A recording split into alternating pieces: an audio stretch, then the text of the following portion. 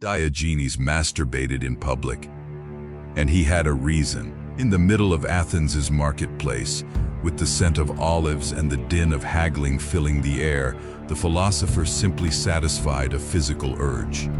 Shocked, the citizens reprimanded him. His response was a shrug and a question. If rubbing your belly when you're hungry is acceptable, why would relieving another itch just as simply be a crime? You do the same thing. You've just learned to hide your itch, to disguise it with filters, with smiles you faked for photos, with purchases you don't need.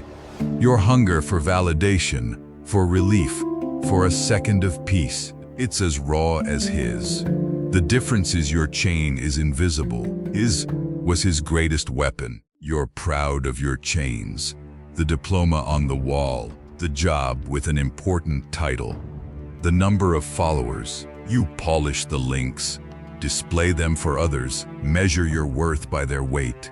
They're chains of gold, you say, but gold is heavy, and a gold chain binds just as much as an iron one. Diogenes had only one he forged himself, the chain of virtue, of contempt for conventions, of radical self-sufficiency.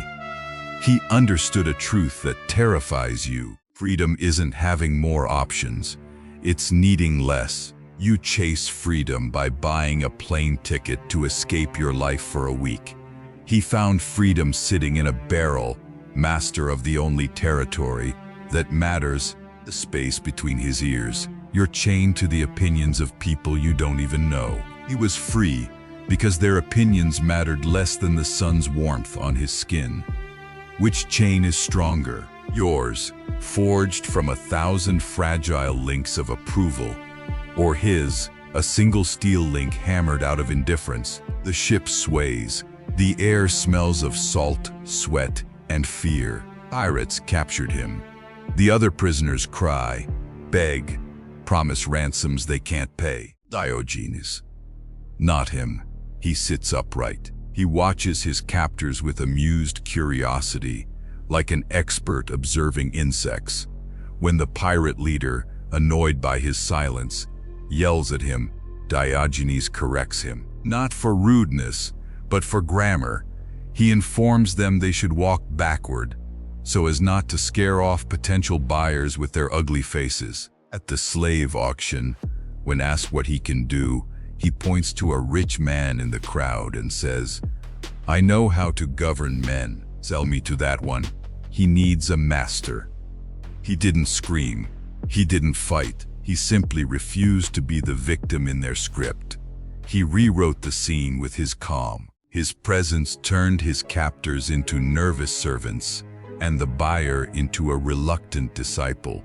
His silence was louder than everyone else's screams. He didn't need to say he was free. He simply was. Your virtue is the strongest chain. Sounds wrong, doesn't it? Virtue should be light, liberating. A chain is weight, slavery. But here's the paradox Diogenes embodied. You're chained to hundreds of things. Rent, your boss's approval, the like on your photo, the fear of being left behind, the desire for that new car. Each of these desires, each of these fears, is a thin, fragile link. Together, they form a net that immobilizes you. Diogenes chose differently. He chained himself to one thing, his own excellence of character, his arete, a chain with a single link, but a diamond link. By firmly attaching himself to his independence, to his brutal honesty, to his disdain for the superfluous, he broke free from everything else. His single chain freed him from all the others. You try to break free by cutting one link at a time, only to see two new ones form in its place. He freed himself by forging a chain so heavy, so powerful, that no other could attach itself to him.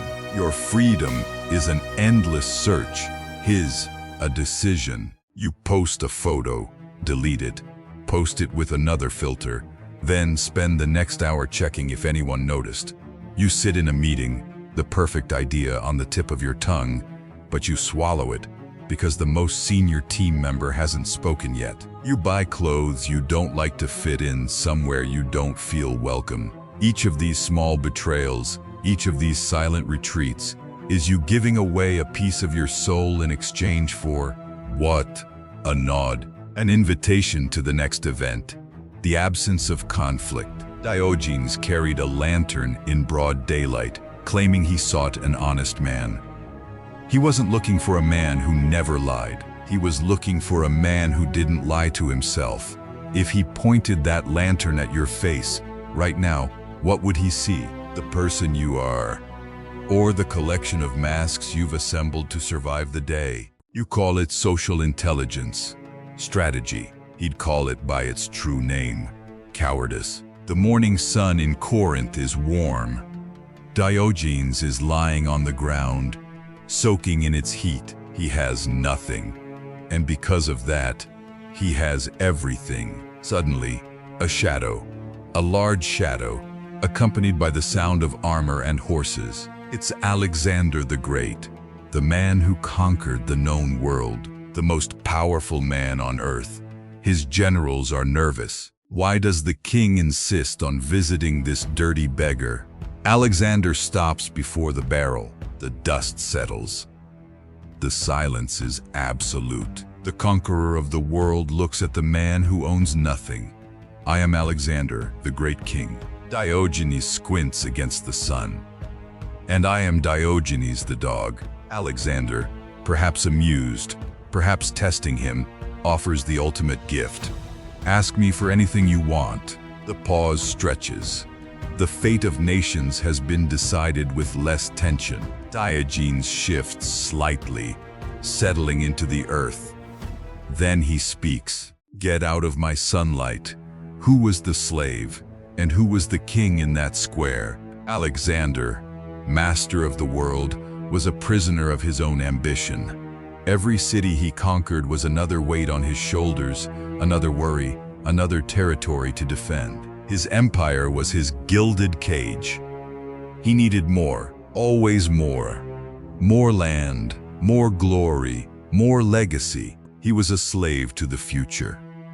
Diogenes, the beggar, was absolute master of his domain, the present.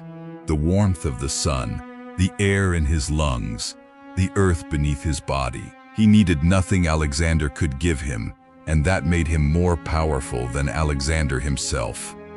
The king admitted it later. If I weren't Alexander, I'd wish to be Diogenes. The paradox is this: the power you seek over others enslaves you. The power you gain over yourself frees you. You want to control the outcome. You want the promotion, the recognition, the other person's love. And in wanting it, you hand them the keys to your prison.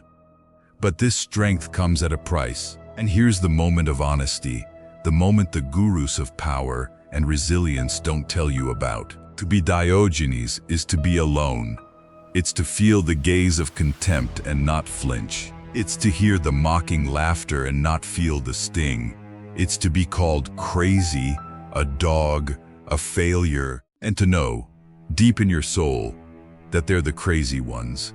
You fear loneliness more than lies. You prefer an awkward dinner with fake people to a quiet night with your own thoughts. You accept praise you know is false, because the silence of disapproval is unbearable. It's a survival instinct. The social animal fears being cast out of the tribe. Diogenes forces us to ask the brutal question: what kind of tribe demands you mutilate your soul just to be accepted? And what kind of survival is that if you die inside just to keep warm by the fire of others? The pain of contempt is real. Diogenes' choice isn't for those who want to avoid pain. It's for those who understand there's a worse pain, the pain of looking in the mirror and not recognizing who's there. His example was so compelling that others wanted to follow it. Crates of Thebes, one of the city's wealthiest men, heard the teachings. One day, he went to the harbor. His friends and family followed, pleading. He carried his fortune, coins, jewels, property deeds. He didn't donate it to the poor. That would just be transferring the problem. He walked to the edge of the pier and, with a gesture of relief, threw it all into the sea. The crowd was in shock. He smiled. If crates hadn't destroyed his money, he said, the money would have destroyed crates. Hipparchia, a woman of noble family, promised in marriage to a wealthy suitor, fell in love not with crates, but with his philosophy. Her parents locked her up, threatened her. She said if she couldn't live like him, she'd kill herself. They gave in. She traded silks for rags, the palace for the street, and became the first female Cynic philosopher. They weren't running from something. They were running toward themselves. The secret they understood, and that you still search for in books and videos, is that there's no secret, just a choice. The choice between the 1,000 weak chains of approval, comfort, and others' opinions, and the single, unbreakable chain, forged in self-knowledge and indifference. Your virtue. You think virtue will make you loved, respected, admired. Diogenes shows you the brutal truth. True virtue will make you a stranger, a monster to those who live by lies, a beacon for the few who seek light in broad daylight. Your chain isn't a decoration, it's a weapon and armor, and it only grows strong when you stop caring if others see it as a treasure or a burden. The image is yours. Now, the phone in your hand, the notification that blinks, the itch to know who liked it, who commented, who saw you, the invisible chain pulling your thumb up again and again. And in the middle of your digital public square, under the screen's artificial sun, you wonder why you're still hungry.